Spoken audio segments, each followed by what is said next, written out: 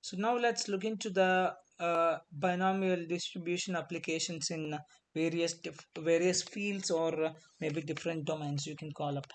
So uh, if you see, let's begin with the marketing. So the marketing department is conducting a direct.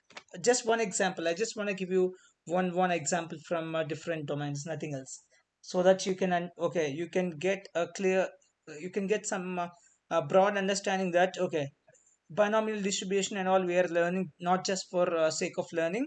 There is a specific need for you, so that is the reason we are learning. That's what my intention, nothing else. So marketing department is conducting a direct mail campaign to increase sales of a new product. So they send out 1,000 mailers, and they want to estimate the proportion of people who will respond and purchase the product.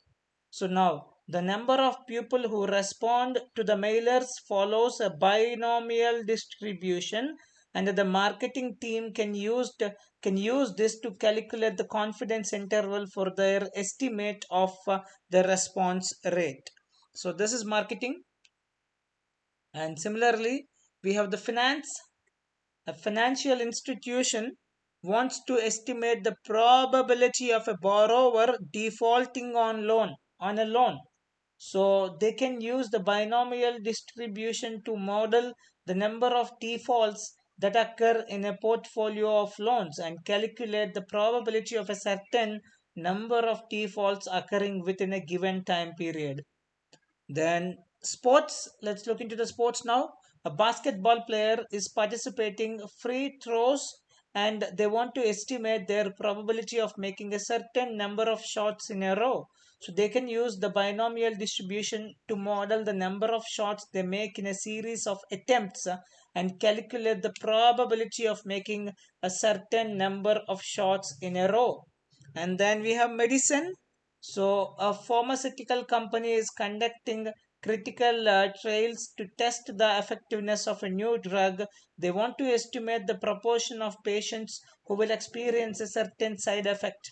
So, the number of patients who experience the side effect follows a binomial distribution, and the pharmaceutical company can use this to calculate the probability of a certain number of patients experiencing the side effect.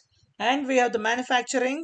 So a manufacturing company wants to estimate the proportion of the defective products in a batch of goods. So they can use the binomial distribution to model the number of defective products in a sample and calculate the confidence interval for their estimate of the proportion of defective products in their entire batch.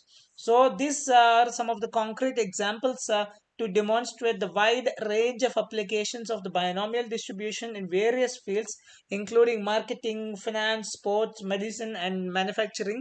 But this is not up.